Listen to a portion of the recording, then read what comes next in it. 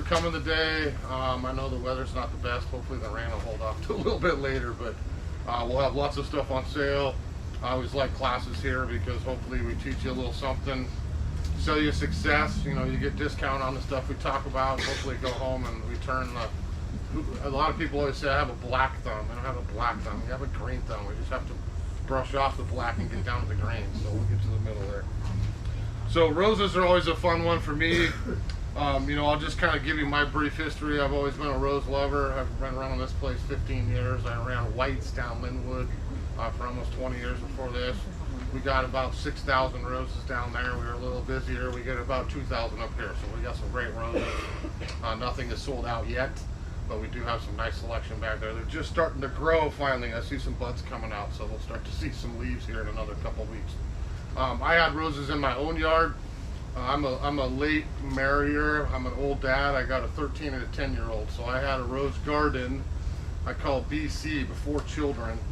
And once my kids were born, I figured out I really don't have time to primp and prune and do all the stuff with my Havertys, so I swapped to shrub roses.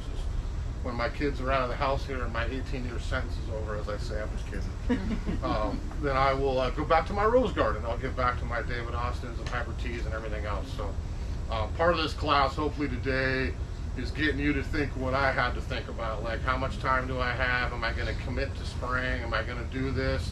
Or do I just want flowers? And I want to look out and see summer color. Because when it comes down to it, we could have this class now, we could have it in June, we do one in the summer usually. What plants bloom the entire summer till frost around our area for us to enjoy? A rose and probably a hydrangea, and that is it if we're talking shrubs. So if I have sun and I want flower and I often want fragrance, you want roses. I mean, when it comes down to it, yes, they have little pokey thorns, most of them, and we have to spray maybe a little bit depending on what we choose.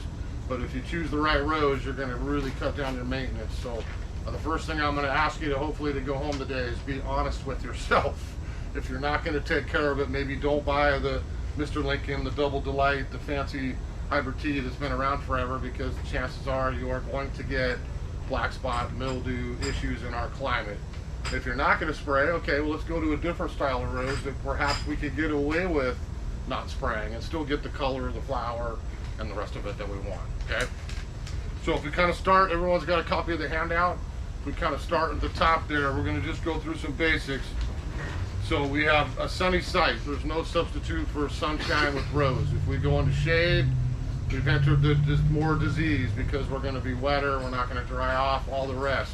You have to think of a fungus is blowing around in all the wind and the rain. You may have a clean yard, your neighbor does not. If I have mildew, let's say, here in the spring and it spores out, it blows in the wind, it has to land on a wet piece of foliage and stay wet for about 4 hours, and then it can actually propagate itself, and now you have powdery mildew as well. Isn't that fun? So if we have them in sun, the chances are we're going to dry out. You know, we're going to dry better. Our chances are better of not having that wet foliage. We go deep dark shade. I'm sure some of you have tried roses in shade. Not that they sometimes won't grow, but you're really going to struggle with disease and certainly some lack of bloom. So 6 hours all day is even better. You know, someone's going to ask me, well, what if I have morning sun, you know, till 2 o'clock or so in the summer and then shade? I'm okay with that, because sometimes in the morning we dry our leaves off, you know, and then the sun comes up and off we go. We could also have the opposite, where we're shade, you know, south or west exposure in the morning, then we have that good afternoon sunshine the rest of the season, okay? So sun's number one.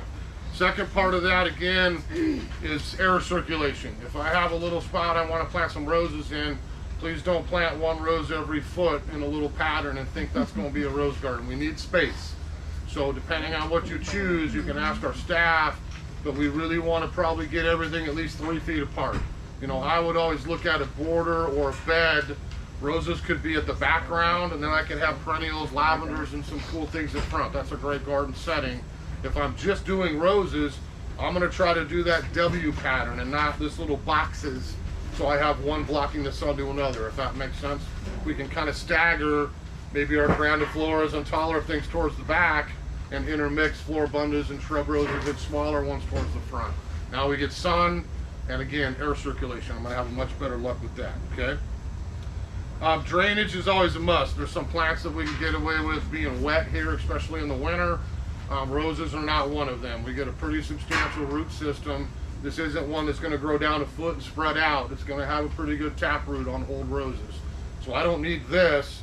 I need a couple feet. You know, if you dig down and think you're going to put a rose in and you hit hard packed clay 6 inches in, that may not be the spot for the rose. Or we really got to dig out a nice area, break that clay up, add compost, amend it, and we might be okay. We can also berm up a bit, not on little ant hills, but raising the grade just a little bit with gentle mounds is perfectly acceptable too. That might help the drainage some as well, but not too wet. Now, amending the soil, I didn't bring compost in here, but everyone can see at the bottom here. So this is a very specific bag we get in rose and flower mix. This is part of this. We do all organic soils here, first of all, so that's an easy answer. But this is part of this new hybrid soil. So if I'm taking home a rose to grow in a pot, or frankly another plant, a lavender, annuals, it doesn't matter. This is excellent potting soil. So I can plant directly into it in a container and grow my rose. It's got extra goodies in there, kelp meal, alfalfa meal, a bunch of stuff we'll talk about. But that's the perfect pre-made blend for you to just take home, put a rose in it, start growing it, water it, walk it away, okay? I can also use it in the ground. That's the hybrid part. So if I'm buying a rose and I want to give it its best chance to get kicking, I'm never going to be mad at you if you just put compost in. There's nothing wrong with that. But this would be compost, potting soil, a little bit of peat moss, alfalfa, kelp, all these extra goodies in there that I would dig my hole. I've got my native pile next door. I maybe mix that 1/3, 2/3 with my native soil, if that makes sense. So that's my backfill mixture if I'm planting a new rose, okay? So either way, this solves both problems, but again, we've got compost on sale here the whole month. Buy 3, get 1 free, bags or bales. I'm not going to be upset if you use compost. I tend to use a lot of compost on everything. So we can mix that in, but I can't plant directly in compost. I want to make sure that's clear. I can't take a bag of compost home, put it in my pot, and plant anything in it. It will not grow. It's got no structure. That's an amendment only. This is both, okay? So there's our soil. You'll see some fertilizers I brought in the front here. So you'll see rose and flower food. That's our go-to fertilizer. Okay, so if I'm feeding my roses, I want to go organic. This has got all kinds of little crazy things mixed in there to keep your roses happy. If I do this now, whether you have existing roses, now is the time to start feeding. I know they're not waking up, but you want that in the soil, ready to go on the root system here when they do. So I'm going to start now. And then if I'm planting the new one, I'm going to also use that now when I put them in, but I'm going to get on about a 6-week schedule all the way through the spring, the summer, and I'm going to shut it off usually late August into September. At that point, we want to let the roses kind of start to slow down a little bit, harden off, and get ready for the coming winter down the road. So if I have new roses, I'm probably looking at a 1/2 cup. If I have old roses, about a cup. And I get on that schedule here, write it on the calendar, and you'll remember, roses are heavy feeders. The better the fertilizer, the more you're feeding, the more reward you get for the rose. And let's be honest, why are we growing roses? We want the flowers, right? I don't care about a bunch of cool green leaves. I want bloom all summer. So this will get my food. There's some in here as well, mixed in already being organic, but I can tell you right now, that's the best thing you could ever do for your rose, and frankly, a lot of other plants. I got on with Mr. Cisco a number of years ago, and I'm doing what he does here for about the last 10 years. If I have a fertilizer mixture, this goes in with all of it. Whether it's the rose, the lavender, the peony, my perennial garden, all the above. This goes in. If it doesn't have it in there, that gets mixed in with all my fertilizers these days. That is a miracle food that nature gave us. Alfalfa meal carries all kinds of different proteins, different elements that normal fertilizer doesn't have, and especially on old roses. If you're struggling, I want more canes, it hasn't done anything for a couple years, I need a better plant, this is really going to be your best chance to try to rejuvenate that as a fertilizer. So this one, same thing, I can get on a 6-week schedule with the alfalfa meal. Okay, and this would be like, again, a 1/4 cup or so on old plants, maybe half that for a new one, okay? There's phase 2. Phase 3 is Epsom salts. Who's ever used Epsom salts? Not to soak your feet in the bathtub, this is a little different. So this horticultural, for the ground Epsom salts, This has got, again, different elements the typical fertilizer does not have. This is all about buds. Who wants more buds? I do, because then I get more flowers. So this isn't necessarily rose as the poster child for using Epsom salts, but this is, again, I put this on my hellebores because I want more bloom over the winter. I did that in the fall. I mean, I use this on a lot of other plants in the yard as well. I don't need a lot of that. I've seen this go 2 different ways. We do like a 1/4 cup now in spring, we walk away, maybe we do one more 1/2 cup dose midsummer, that's enough. I tend to remember more on my 6-week schedule, it's this, it's that, and I just do a couple tablespoons of that, mix around, just sprinkle that on the soil, water it in really well, off we go. It's as easy as that, okay? So we got rose food, alfalfa, Epsom salts. The last little thing here is kind of like Epsom salts, but a little bit different. This is Sopo Mag.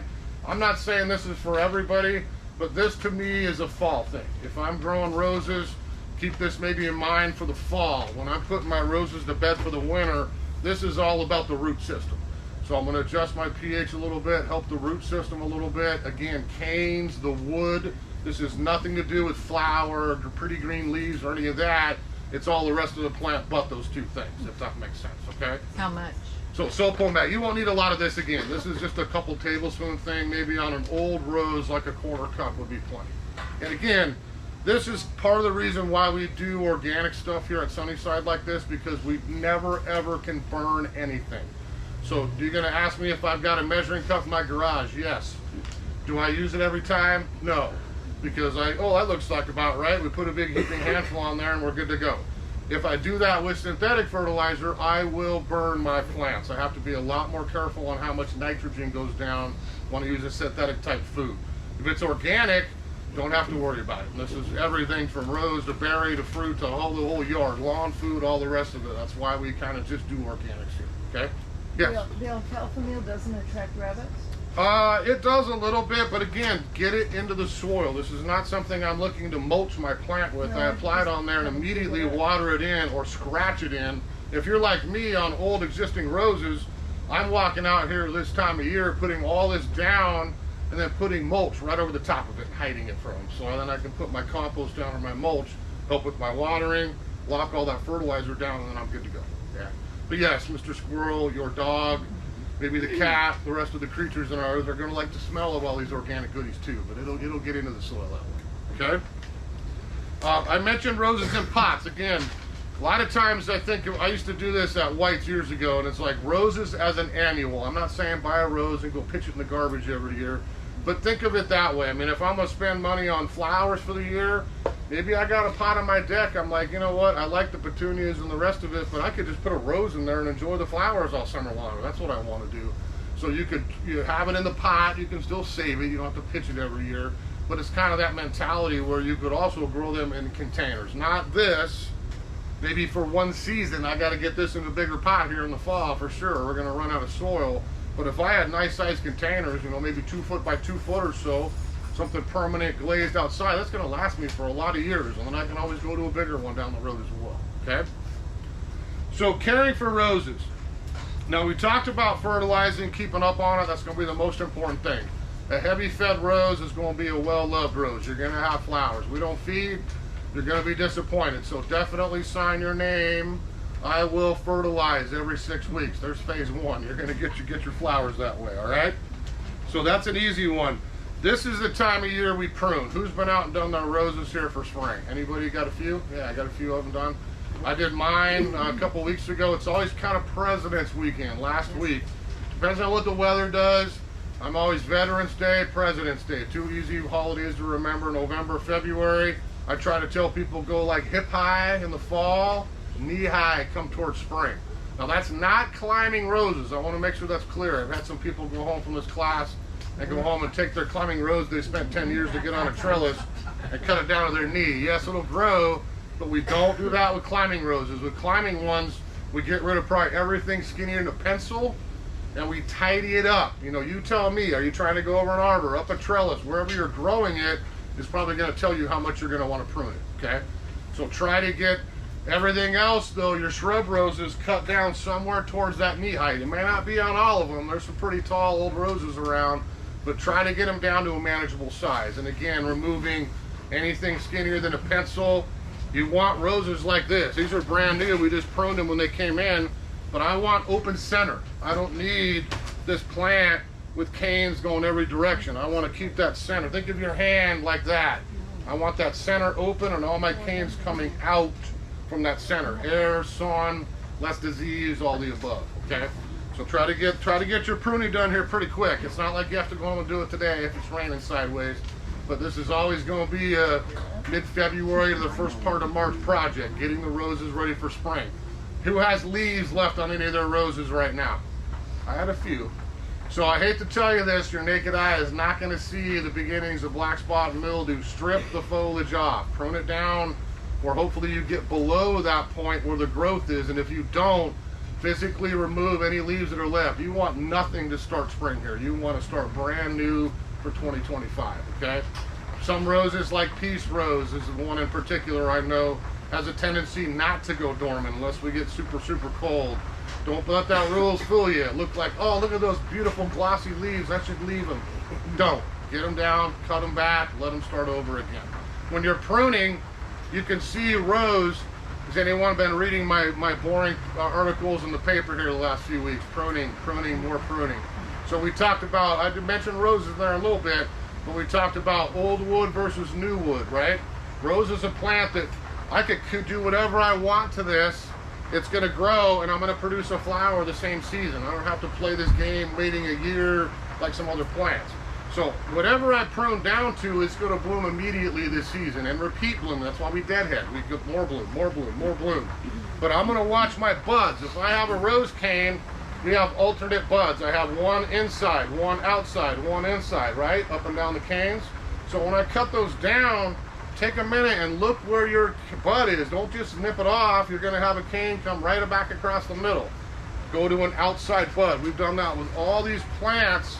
As we plant them, we try to get them set right. So now, when this breaks bud, my canes come out and up, and not back across the middle, okay? Is that making sense? So where do you cut it? So right On the above a bud, inside? if you come up after class and look, if I look at all these plants here, I can see buds on both sides of the cane. I can see some breaking. Sometimes the one I thought might grow may not, and I go back and cut it down a little farther. But I'm gonna always end up with a bud on the outside of the cane growing and not this one on the inside that's gonna crack my plant. Does that make sense? Yeah. So you cut off the Cut one off, on the yep, inside. right above it. So if I have a bud, you can see all these. On this cane here, we probably had 6 choices. Where do we want to prune this to start it off? So we picked one again on the outside that's going to go out away from the center.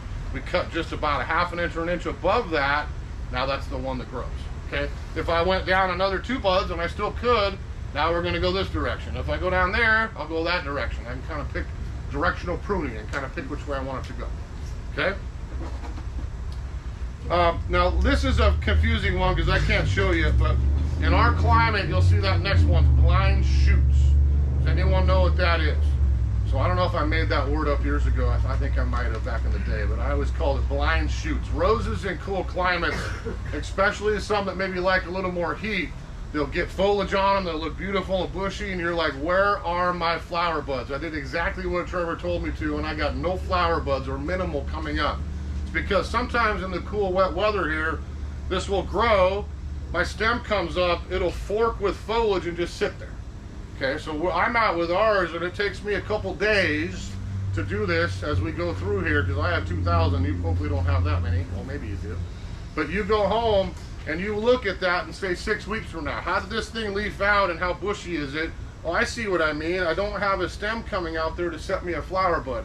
So now I cut back down that stem just a touch, always above 5 leaves. That's the magic number with rose. Now my flower bud comes out, okay? So watch for blind shoots early. Some years I don't see any. Last year was brutal, I'll be honest with you. I looked out there, it was like, holy smokes, everything had to be. I probably took 10 stems off every one of our plants. It took me a couple days, but that way they're gonna bloom right away. We get flowers. So that's a tough one. If you question about that, come back and see me when they leaf out, and I can probably show you on some of ours, because I can always find a few back there that have forked or blind shoots, and then we cut them.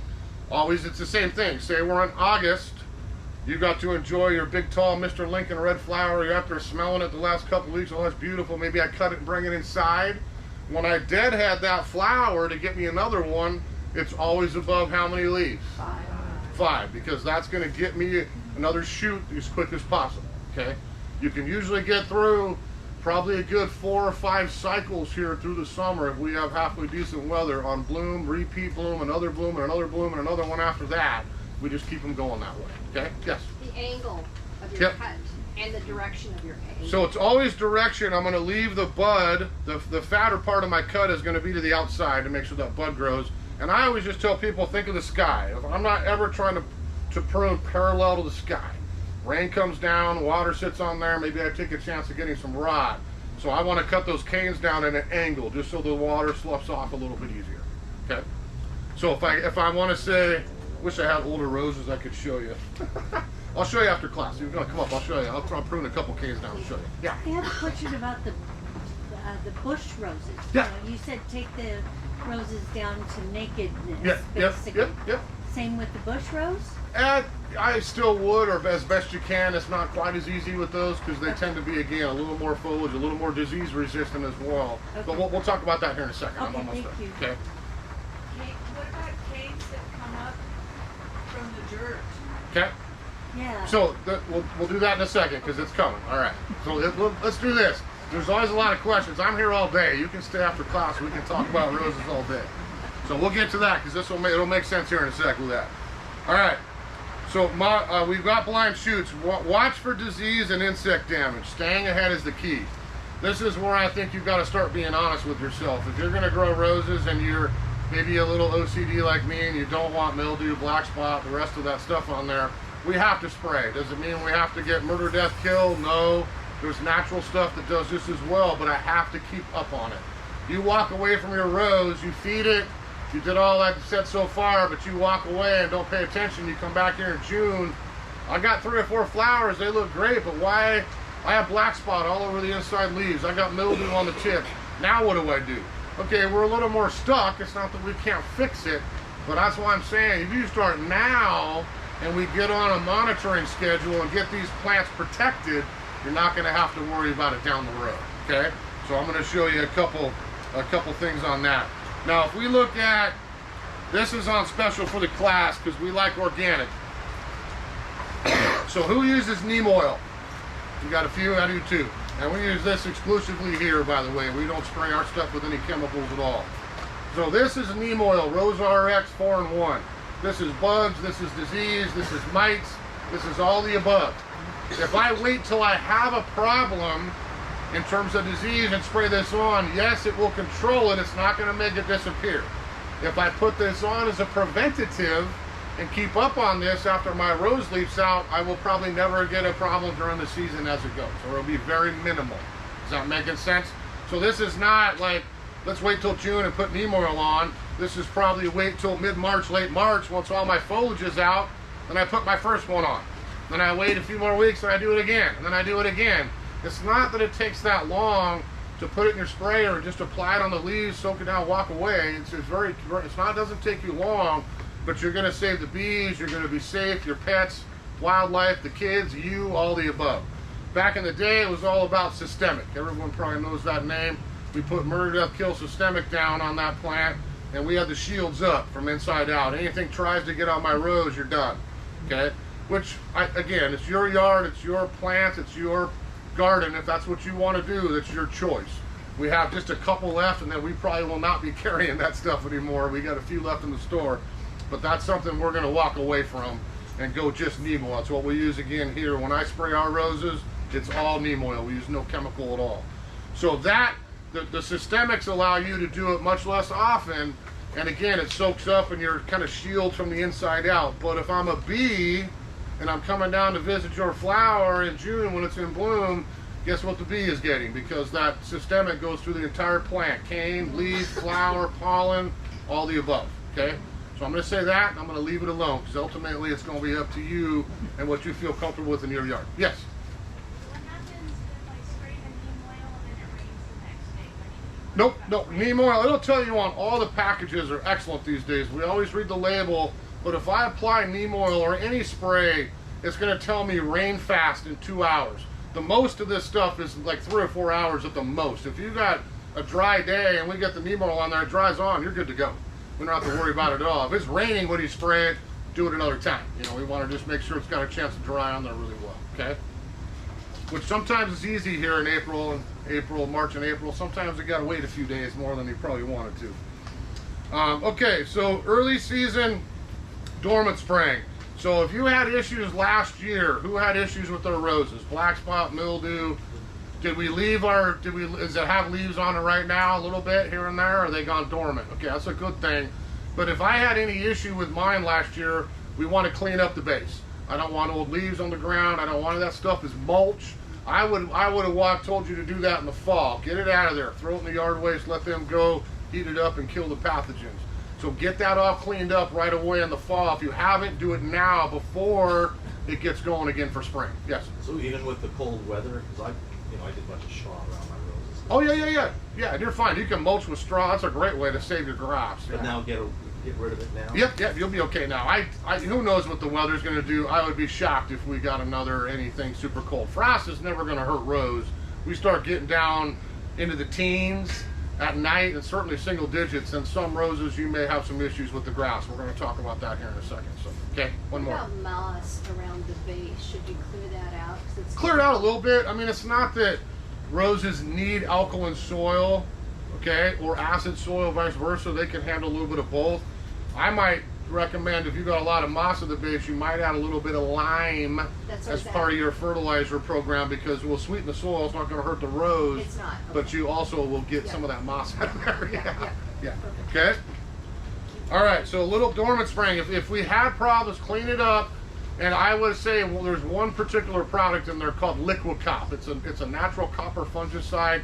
If I'm going to protect my rose and say, okay, I want to just start today clean, that may be the one I take home and get one spray on my rose garden and walk away. That goes away for other things in the yard, fruit trees and stuff later. Now I can get on my neem oil program or my other choices once I've leafed out. Okay. So you'll see the three listed there: disease and insect prevention. Rose RX is my neem oil. I'll just show you. This is your imidacloprid. Okay. So these two right here. This is a drench.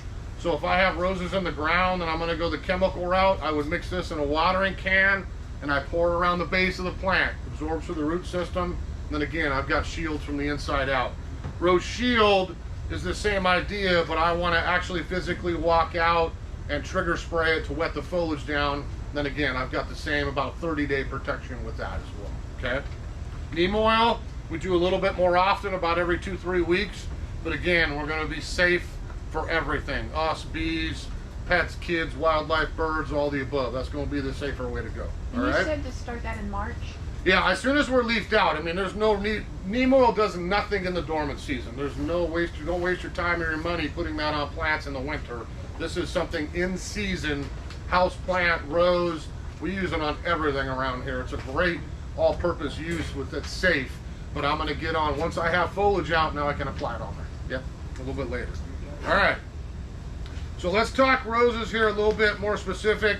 So every year the breeders keep breeding. We get more roses in. There's always new roses. I get to test stuff, to be honest with you. We don't have them in yet, but our rose growers, there's really only 3 left. If you find them online, Jackson Perkins doesn't exist anymore. I hate to burst your bubble, but there's some places that look like they're online that really aren't in business anymore. They just buy roses from the other guys, put a different tag on it, and sell you Jackson and Perkins rose. They were gone about 20-25 years ago. So Weeks roses is at the top of the totem pole with Star roses and plants.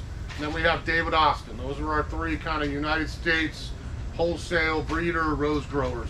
We get roses from all 3. Every year they introduce new ones. They send me a couple to try. You don't even see them. They sit out behind the greenhouse in the back. I feed them, I water them, I don't spray them at all, because I want to know, you told me that you would take it home and use neem oil to keep it clean. If you didn't, what would it look like? How's the season going to go? Is it a horrible rose against black spot? Because frankly, the internet, the catalogs, my reps that I talk to, they're going to tell me every single thing they grow is disease resistant. And that, to you, a lot of times means, sweet, I don't ever have any problems with it. That has nothing to do with it, I hate to tell you. It's resistant, but it never immune. And there's a lot of varying degrees. It's good on black spot, horrible with mildew, good with rust, bad with that. So that's why I play with them and say, yeah, that's a great rose. It smelled good. I like the color. Plant was pretty clean. Yes, let's get it in for, at this point, let's get it in for 2026. So the ones that we have new this year were ones I played with last summer to see how they did. Then we can bring them in for our customers as well, okay? So choose your rose wisely. I mean, this is where the moment of truth is coming. You can obviously pick what color catches your fancy. I like yellows and oranges. You may like your pinks and red, whatever. Everybody's got different tastes. So color's one, fragrance is another. You know, do I want to walk out and smell roses? Do I want to cut and bring them inside to smell roses? Or do I just want to walk my yard all summer and look out my window and see flowers everywhere? You know, is fragrance not the most important thing? Because they're all going to bloom, okay? The last one there is the big one to me, maintenance. You know, are you going to spend some time spraying? Hopefully you're going to feed either way, because we have to feed. But spraying is the big question. Are you not going to do what I'm asking you to do and keep up on your neem oil?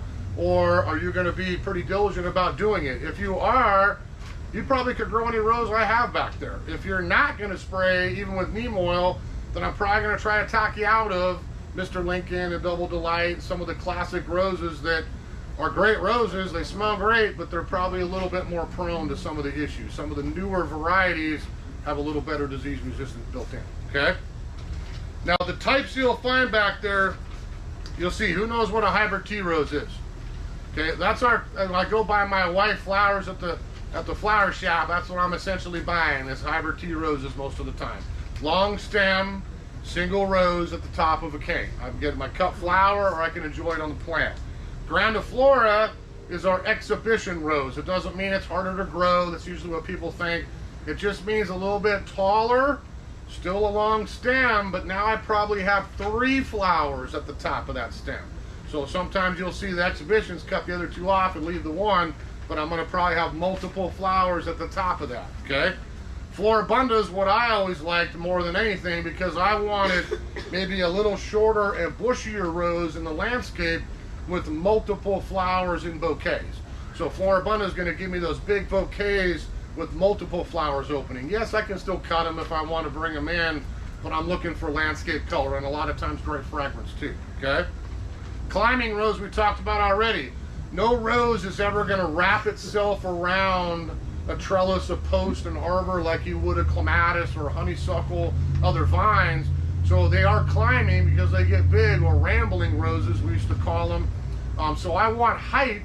I can go up an arbor, a trellis, something like that, but I'm not going to prune them quite as much like we talked about, and I'm going to deal with it a little bit differently. So if I had a sunny wall, a trellis, a structure, that's a great plant for all summer flowering. You're not going to find another vine that's going to bloom as much as a rose, or as long as a period as a rose will, all right? So we have all those out there. The next ones we'll see Rugosa roses hybrids, okay? So who lives in Everett? Anybody live in, I'm an Everett resident. Who drives down along the waterfront in the summer? We see those curbs with just roses everywhere, right? Right along the shore down there. Those are all hybrid Rugosa roses. If I sprayed that, I would burn it. So that is no spray, no disease, heavy fragrance. A lot of times we get the beautiful rose hips on those for interesting texture in the fall, the winter. I can tell you right now, the city of Everett brings a lawnmower down and just clips them all off at curb level once in the winter, and then guess what? Here we go again next year. So if I was going for minimal maintenance and no spraying, I wanted color, something that would eat up some area, spread a little bit on a sunny bank or my garden. Those Rugosa roses or Rugosa hybrid roses are a little shorter. That may be a great choice for you. We do a lot of them back there for that reason, because we don't have the maintenance. We're still going to feed them. We still want sun. None of that changes. But now I'm even walking away from the neem oil. Besides trying to squish a couple aphids here and there on new growth, there is no black spot. There is no mildew. There's none of that stuff on Rugosa rose, okay? Traditional Rugosa rose will get this big. We had a place in Clallam for years, and that's what we kind of had. The elk could come trim it for us every winter, because the elk like, deer and elk like roses. Give me a break with that, right? Who wants thorny mess in their mouth? So they would prune them for free for us every year, which was awesome. But the rugosas would be 6-8 feet tall. You know, if I'm looking for a big, you know, almost a security hedge, we called it, like, oh yeah, good luck climbing through that. Maybe we plant rugosa roses. That's another really common thing we see in a lot of parks, a lot of cities, because their color, they smell great. They've got the seed tomatoes or the rose hips on them, but we also don't have to worry about the disease at all, okay? English roses. I have a horrible British accent, so I'm not going to try like I do some years. But, you know, we could say it smells like, you know, frankincense with a hint of pear, you know, or it smells like mild tea with a hint of jasmine. You know, they've got specific fragrances. If I look at any David Austin rose, we'll start with that. Probably his worst smelling rose in his entire catalog is probably still better than 99% of any other roses out there, if that makes sense. So if I'm going for smell and I want high quality rose, David Austin's the way to go. They're a little bit more expensive, but the English roses are definitely a little bit different creatures. So we got a lot this year, probably more than we usually can. These are sometimes tough for the nurseries to find these days. But if you like English roses, that classic, you know, kind of cabbage rose, quartered look, there's some singles back there too that are really cool. We get probably all the Austins we can possibly get in here these days. So that's a little bit different. We're still going to spray and worry about those as well, okay? Now the new ones this year, we're going to have Easy Charmer. I'm going to show you here in a minute. That's a new shrub rose, okay? We've got Fly So High. That was a new climber. I like the name, was kind of fun too. But it's got some cool variegated or striped flowers, which are kind of fun. Everything has love with roses, so we had to add in love again. And of course, Loves Me Not coming up there too. I bet you there's 10 out there now with love in the name at least. Brick House, I like orange, so I can never pass on orange. So I got Brick House Orange, and I'll be getting one of those for my yard because that's a very disease-resistant Floribunda. That's a brand new one this year as well, okay? Now down the road, we're gonna also have this new series, the Eau de Parfum. I don't speak French either, sorry. So this is from Monrovia. This is a private label rose thing I looked at last year. I looked at it 2 or 3 times when I went down there and visited. They were pretty good disease-resistant roses. They look like Austins, they smell like Austins, but maybe a little bit bigger plant, a little less money as far as them buying a traditional patented David Austin rose. So we will have 4 colors of those in.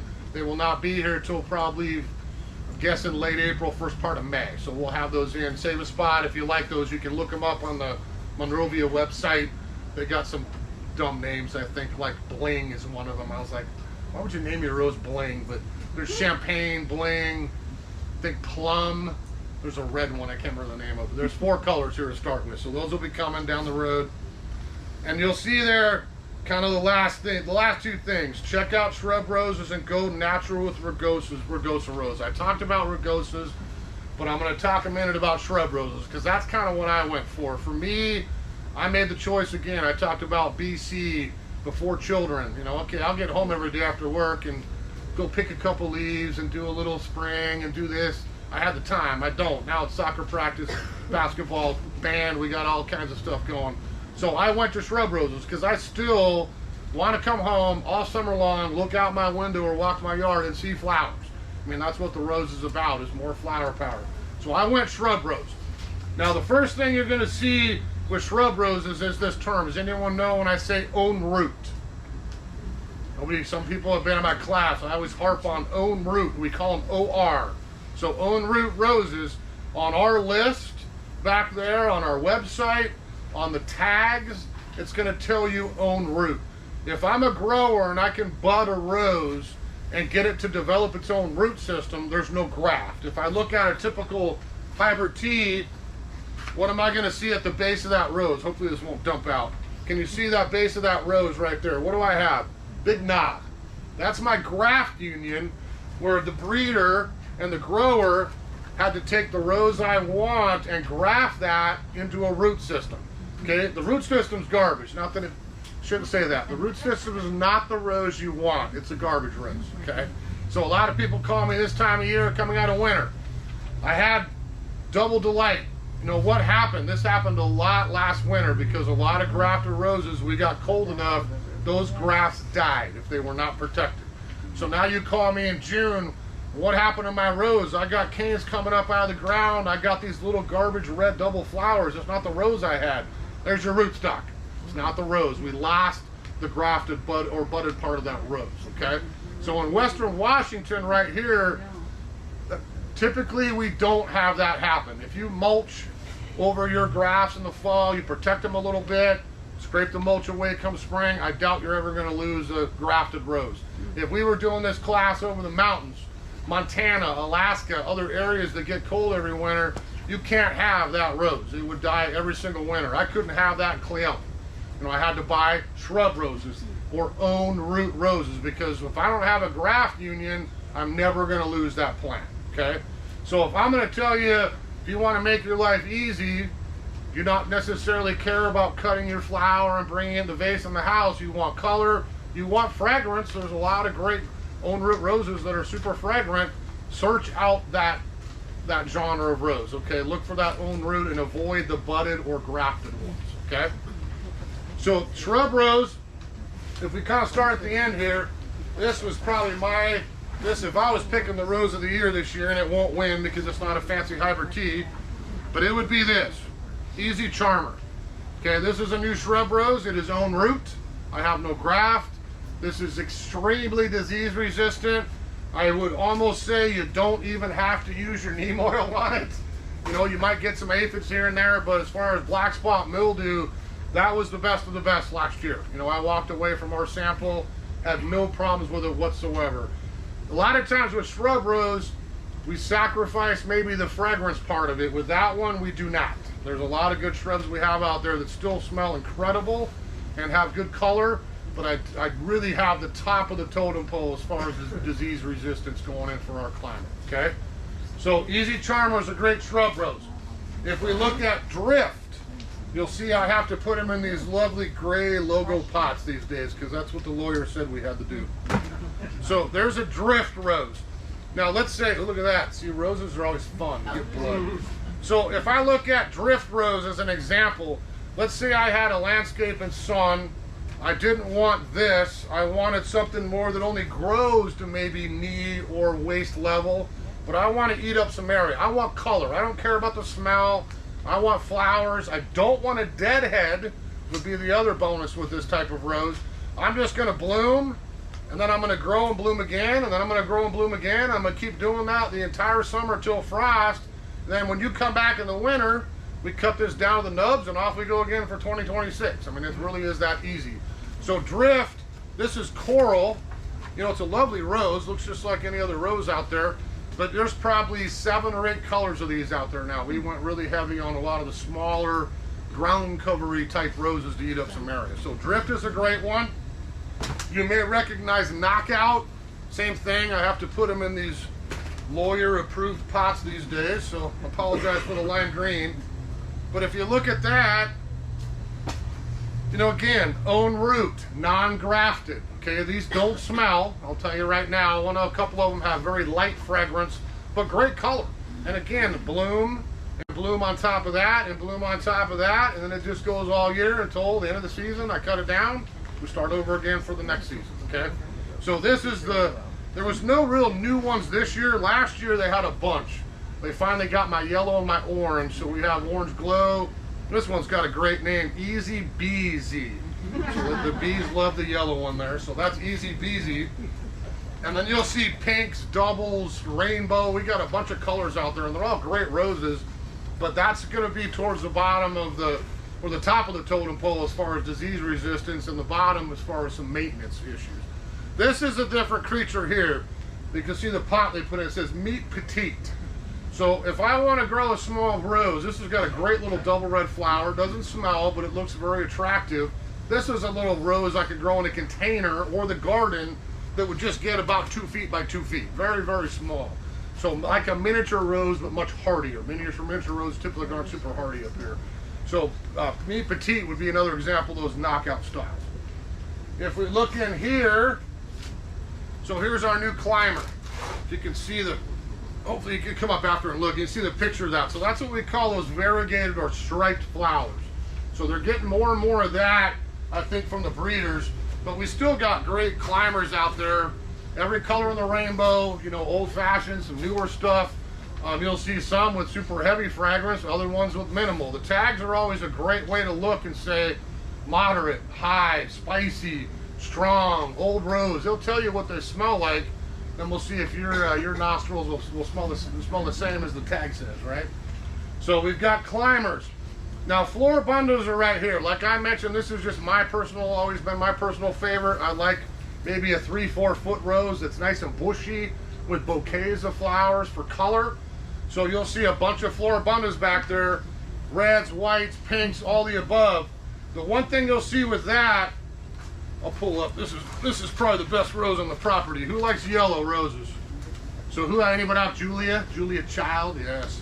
So Julia is probably the best rose, I think, going on about 10 straight years here now. This has got heavy fragrance, its own root. It is indestructible. This is one of the few ones that I would tell you could probably walk away from. You know, a traditional Floribunda rose that maybe I don't have to go spray definitely as much. That's probably the #1 rose. People come back to me the next year and say, hey, I was at your boring rose class last year. For some reason, I went and bought a Julia Child. It's the best rose in my whole garden. It was unbelievable last year. It bloomed. I got no issues with it at all. That's a great rose to grow. So you'll see on the top of that tag, I won't pull it off here, but it says easy to love. That's their logo, Weeks Roses, for an entire series of roses like that. We have Julia Child. Is that the cat? A cat comes in and visits us once in a while. We have Easy Spirit. We have Easy Going. I mean, I could go on and on and on. I could pick yellow, orange, coral, white, red, any of those colors in there. There's a rose in that same series from Weeks that is like Julia Child. Very, very minimal issues with it. Great flowering, decent fragrance, okay? This is one I still get. Brings you back to childhood. So anyone grows Sun Sprite? So this has been around for probably 70 years now, I think. I remember my grandma had one, my mom has one. I had one too. We like yellow, with strong fragrance. But that one, it just for me is a little bit of nostalgia. That is the first rose to bloom every single year. I've been doing this over 30 years. It's the same way at White's. If I walk out at Mother's Day, oh, look at that. Sun Sprite's about ready to bloom. Everything else, close. But that's the first one to get blooming every year. It's not anywhere near the top of the diseased totem pole, I'll be honest with you. So if I grow Sun Sprite, I want to spray a little bit with neem oil. But it's certainly a easy, great yellow, nice Floribunda. One worth trying. This is probably the most popular one on the property here. If you're buying roses, get one today, because when they're gone, they're gone. But everybody tends to like this Twilight Zone. You see the picture of that? So this is Spectacular Purple, which is not a color you can get on a lot of roses we can grow up here. And that is at the top of the totem pole for fragrance back there as well. So that's got really intense smell. It's a big, tall grandiflora. I'm getting as big as me, with huge purple flowers. So we get, I should tell you, we get like 50 of those. 10, 10, 10, 5, 10, 10. I should tell you, everybody wants Twilight Zone. So if you like purple and you like grandiflora, grab one of those sooner than later, because I got one shot a year at roses and it was a month ago. When we're sold out, we are out until 2026. So Twilight Zone would be one I'd look at pretty close to.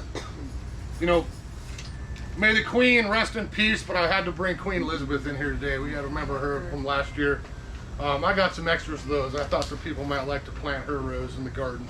So that's a classic tall pink grandiflora. Again, a little bit taller, long stem, multiple flowers at the top a little bit too, okay? There's a couple of Austins right here in front. You can see Evelyn, and I brought in the Windermere. We've got quite a few back out there. I'll tell you the one color that's going to be tough this year is the red Austins. Anything that's got red or dark tones in it, it's going to be really hard to find. They had some crop issues, I think, down in Texas where they grow them.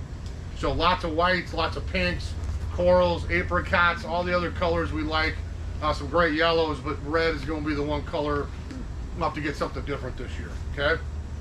I tried to listen to you guys. Once in a while I try to. Because everybody wants lavender. Who likes lavender? Okay, everyone wants a lavender rose, and there's a couple good ones, and there's a bunch of crappy ones up here, frankly, that people try to grow. Sterling silver is not growable in Western Washington. I'm sorry to tell you. If you're trying that, send it to the compost heap in the sky and get a different one instead, because it just struggles. We're not warm enough, and we are too wet for some of those roses. So California, we got California roses, and then we got our Pacific Northwest selection up here. So we did get some good lavenders in, and if you're going to increase your chances of minimal disease and still have great lavender color and fragrance, it's going to be Memorial Day. It's one of the towards the top of the list. That's a great hybrid tea with beautiful lavender color, big flower. It is grafted. It's not unknown root. Roses you see grafted out there just means that rose will not grow its own root system. They would put it on own root if they could. That one will not. So we got to buy that one as a grafted rose. The other one I'd look at if you like lavender is a Love Song. So look in the Floribundas. That's a beautiful lavender one with great fragrance too. But it would be, again, bushier with the bouquets of flowers versus my long stem single bloom on Memorial Day. Okay? You can see a lot of the other breeders like Star trying to copy David Austin. If you could see that picture, you would think like, that looks like a David Austin rose to me. So it's not that they stole it from David Austin, but they're doing a lot of that same English quartered look on their roses to kind of mimic some of the looks of the popular David Austin roses. So that's Love Me Not. If I'm going red, who likes red roses? Everybody likes red. That's the classic rose color. So there's a bunch of good red ones out there. We have a lot of the old school ones, Mr. Lincoln still. We got Ingrid Bergman. You know, we've got a lot of the great old fashioned reds and a lot of new ones too, because again, I think the newer ones I'm probably a little better on the disease resistant. They're all going to be pretty good fragrance. You know, Mr. Lincoln's probably one of the most popular roses around here again. It gets huge, it's massive, smells incredible, but it's also probably the worst one on the property for getting black spot, in all honesty. So if I don't spray it, you're going to get black spots. It's not going to be quite as easy, okay? So if you're looking red, I might look at some other ones like Papa Milan. That's a great red rose. That is dark red, super heavy smell on that. That one might even beat Mr. Lincoln as far as fragrance, okay? And who likes white? White's making a comeback. I like white too. Everyone likes white flowers again. So this is, I think, one of the best roses on the whole property. When they brought out, this is one called Sugar Moon. When this came out, probably about 7-8 years ago now, I think, it pretty much replaced every single white that we ever carried. We still get Pope John Paul and a couple Honor and some JFK, some of the classic whites. But if I'm going for smell, easy to grow, big flower, fragrance, and disease resistant, that's at the top of the totem pole for white for sure. Is it on root? That is a grafted one again, yeah. And again, I don't want you to, I'm hoping you're not like, well, I can't plant a rose that's not grafted. In our area here, we don't typically have to worry about it. And if you were worried about it, maybe I'm up in the foothills, a little bit colder pocket, mulch. Just go out in the fall, clean up that old leaves, get some compost and just mulch your graft. You're fine doing that. If you walk away and we get, especially early, we get those single digits at night for a few nights, okay, now I might end up doing some damage to my graft. So would have like last year's would have that killed that plant? Yeah, last year I'm telling you, you know, it's good for the nursery retail business, but I could almost predict, you know, we got that cold spell. I was the same in my yard. I'm no different than you guys. I probably pitched 20, 25 plants in the garbage that next spring. Like, I can't believe that died this winter because we just got too cold too early. If we have a typical fall and it just gradually cools off and we get frost, it's not frost that's not the problem. It's when last year, I was 7 in Everett for a week, and that was in mid-December. That's in February or late January, probably might have been okay, but it was too early in the season. Stuff didn't have a chance to harden off. I think we got you got the other new one there, another red. So In Love Again, that's a new red. Again, bred more for disease resistance, maybe a touch less fragrance, but much higher quality foliage, okay? So we'll do questions here in a sec, but I'll just remind you, hopefully you want to do some shopping today. Selection's maximum. We haven't sold out of anything yet. Usually this class, if you start to sell out, you know, I never know what people want to grab back there. We got lots of great staff to shop. All the roses 20% off today. You've got all the way through this week till next Friday. So if you don't do it today, you can come back during the week. Just tell them at the class, they hit the discount button and you got 20% off all your roses. The same with the soil. you need soil, 20% off. All the fertilizers, 20% off. So if you're a smart gardener, this is what I usually see the smart gardeners do, is like, oh sweet, I'll grab 2 bags because now I got my year supply. And again, it's not just for roses. This is what I put on all my perennials. Peonies, the stuff in the summer, daylilies, the ground, all of it. This is the stock fertilizer for all those little flowering perennials as well as my roses. And then the spray. So if you want to get into the neem oil and give that a try, grab that today as well, because that's a great discount on neem oil. Typically the chemical, the products we sell, natural or chemical, that's a tough one for us to discount because we don't usually make much money on those anyway. But we're trying to sell you success. Take home a great rose, get some good soil, get it in the right location, get the proper things to take care of it, and you're going to have successful roses. Okay.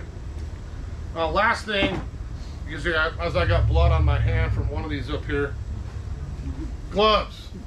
So depending on how gnarly your rose is, especially if you have a rugosa rose, again, how does a deer, it just blew my mind. I'd watch the deer come down and eat our rugosa rose. Like, there can't be more thorns per square inch on any plant but a rugosa rose, and here you are just like bloody mouth. I can't believe they eat them. But for you need something to hear.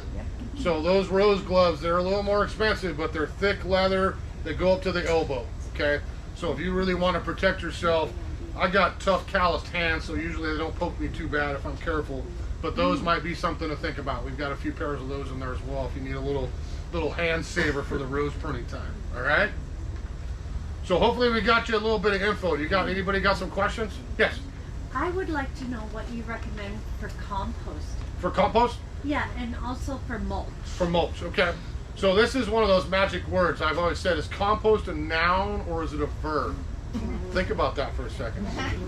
Because I'm putting compost down, but I'm also composting my garden, right? You can be both. I'm just kidding.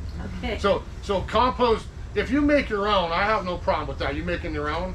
A little bit. Little bit. banana I mean, I have, as long as it's been cooked right, temperature, you've got the right ingredients. Yeah. I have no problem with anybody. I do home composting at my house too. That's not a problem at all. If you're going to buy something, we carry, I think, the top of the line for compost here. It's just called Planting Compost from EB Stone Organics. And like I said, it's on special. Even besides the class, it's on buy 3 get 1 free, bales or bags. That is everything to me. I mean, if you went behind my house like today, open my gate, yeah, he wasn't lying. There's about 12 bales sitting back there behind the house. Yeah. I always have 10, 12 bales around me, whether I'm mulching, planting, feeding, anything. It's all compost, for me. So yes, we use it in the ground as an amendment, or the rose mix again specific, or I can use that to mulch plants. So like I just went and fed all the perennial gardens. Everything got rose food around it, slug bait. If I'm worried about slugs right now, Sluggo went down, compost right on top of that. Mulched it for the year. I could scrape the compost away from the fall, put my food down, put it back over. I mean, it's really easy to use. Yeah, compost right away. Now, bark, black bark, we can go on and on. I can't stand the rubber stuff, the painted stuff, all that's kind of a Lowe's, Walmart, Home Depot thing. I don't think that adds any nutrition to the yard. But bark mulch, I put bark down, guess what it turns into in 3, 4, 5 years? Compost. I don't, again, it's nothing wrong with it. I'm not a big fan of bark, so I choose not to bark. My neighbor does, looks great. Down the road it degrades and turns dark, and he's got compost and he puts a meadow layer down. That's fine as well. That will really help you with weed suppression, if you weeded an area especially, or buried it thick with existing weeds. A lot of times will keep it down and really help you with water in the summer. Okay. Yeah, cut your water bill down. Yes? Should Rugosa roses be fed on the same schedule Yeah. as other? It's a great question. So she asked if Rugosa roses should be fed. I don't think you have to be honest. It's not going to hurt it if you do. But Rugosa rose is the one that's just a little different, the species, because it just doesn't need as much. So, I mean, I would absolutely feed it in the spring. There's no doubt about that. I don't know if I do mine every 6 weeks. It might be once now. I'd probably double that interval just to keep them blooming. Deadhead's still the same, just to keep the color coming. Yeah. Yes? Is there anything I should do now? Last year I had a big sawfly larva problem. Yeah. Is that a later thing, or is there something That's a later thing, and it does get on roses, azaleas. There's a few other things that gets on as well. That's going to be a little tougher because we can't, we can, whatever's done, damage is done, is done. So what I would want to do is get something out there. The neem will help you with that, but specifically for sawfly, when she comes down to lay you more eggs on there that start chewing away, and when they turn to larvae, there's a different thing in there called Captain Jack's Dead Bug Brew. It sounds funny, and it's all natural. There's no chemical in it. It's a great spray. I have that in my garage because that's the vegetable garden. You can certainly use it on roses. That's a very specific ingredient in there that takes care of a lot of larvae, caterpillar type things. Yeah. Captain Jack's Dead Bug Brew. You can picture like the Jamaica guy with the straw hat on the front label. Yeah. Use copper for spraying and fish fertilizer for. Fish fertilizer works great. He brought up a great point because he said, can I use copper for spraying and fish fertilizer? I have no issue with the fish food at all. That's a great food. I would absolutely still get alfalfa because this will have some alfalfa in it, but make sure you get alfalfa in there. What was the second? Copper. The copper I worry about. Now, depending on what kind of copper you have, really always read your label, I should say that, because copper will actually poison quite a few plants, including roses. If I put copper down, if I did that like neem oil, your rose is going to turn purpley blue. You're going to be, what's going on? It's not going to like it. So once as a dormant, on occasion, absolutely, and it works on a lot of other good plants too, but check which form it is, because there's some copper that doesn't tend to do that to roses. Most of the copper sulfate, some of those, absolutely you get copper poisoning. So one time to start, no problem. That's a great dormant way to go to me. In the season, I would try to swap a little bit. Yes. Yes. So, of all my roses, which do pretty well, there's one in particular that I struggle with every year. I just cannot get it to work. Okay. The leaves die out. I don't really get any bloom. It's a black Bacara. Is there anything special about that? So black Bacara, we get them in here because people keep asking me for them. They want the closest to black red they can get. That would even be extra food and the most sun you could ever have. If I haven't grown that one, if I was growing that one, I would expect it to start a little later, would be one thing, because it's going to need heat. Has it bloomed at all? It blooms later. Yeah, a little I later. Get one or two a season, and then after that it's just Yeah, like go black really- spots, dead leaves. Yeah, go really heavy on the fertilizer on that, extra heavy on the neem oil too, like really keep up on it. You can grow it here because I've seen it growing quite well, but it needs heat. So that would be the one. Maybe I mentioned Sunsprite. I always see some flower buds by Mother's Day. I wouldn't expect Bacara to bloom until we start getting into the 70s, low 80s, like mid-June, even July. And you should still get great bloom mid-late summer into fall, but I think more food too. Yeah, absolutely. Yeah. Yes. Companion plants that do well around roses that are Oh, there's lots of stuff we can do on roses. For me and frankly insect repellents, I probably put lavender at the top of my totem pole. If you can edge your rose area with some lavender, that oily resin, little fragrance, it looks nice together too. But that really does help repel a lot of common insects. You probably won't get a lot of the aphids, the thrips, that stuff getting into the rose garden if I've got that perimeter set up. Yeah, but there'll be quite a few things you can put for companions. Yeah, but just try to stay low or outside. You start mixing stuff in with the roses and we start crowding, and then again, no sun, lack of air circulation, you're going to fight issues down the road. So try to give it room, but it's very easy to prune lavender and keep that blooming along the perimeter for sure. Okay. Yes? In regards to, I've got some old floribundas. Yep. And when I prune them, Yep. the older they get, the canes are starting to get really, really big. at Really the woody, end. woody, yeah. And then they're getting kind of the big knuckle where they Yep. prune. Yep. Should I just continue to leave that knuckle, or should I eventually? Well, my hope is on old roses that eventually you get new canes that comes out because something else is taking its So place, if eventually that makes let sense. a new cane Yeah. come up and start to get. That's what I would try to do every season, is say, okay, I can get rid of 2 or 3 old tired canes. There's nothing wrong with the rose, all the way to the ground or the graft, because something else is taking it. And that's why I keep going back to alfalfa meal, because that is the one thing added to your fertilizer that encourages basal canes, all that stuff to happen that normal fertilizer will not. So the hope is we just get new wood. Yep. Yep. Yes. What would you put in a pot that would be low maintenance and strong fragrance. Strong fragrance. I'd hate to say it, but I'd go straight back to Julia if you like yellow. Or frankly, any of those Easy to Love series if it's a different color.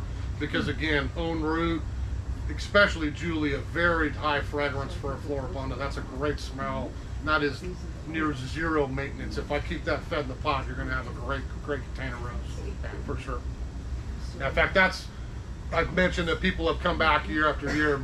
Half the time it's in pots. Like you told me to get this for the pot. I can't tell you how great it's been, man. It just blooms and it's much lower maintenance that way. Yep. All right, we got ready for rose time. Well, like I said, take advantage of the sale. Whether it's today, you go all the way through Friday. I'll be back in 2 weeks. Is the next class. I'm trying to do this every 2 Saturdays. So if you're, I won't try to get too OCD with the lawn time, but we're gonna do lawn care. And I've got some new stuff to show you. I've searched out some new seed and a couple new products that are all organic that I think are gonna cut your water bill down, and maybe I won't have to hear, I don't want lawn, I gotta water it too much in the summer here. So there's a couple new things that will help you with that as well. But we'll go through lawn, kind of getting the lawn back to shape after wintertime here on 2 Saturdays from now. After that, I'm gonna start recording a lot of stuff. So you're gonna, like I mentioned at the beginning, you're gonna see probably shorter classes on very specific topics that'll all be on our YouTube channel. So I think organic gardening is the first one.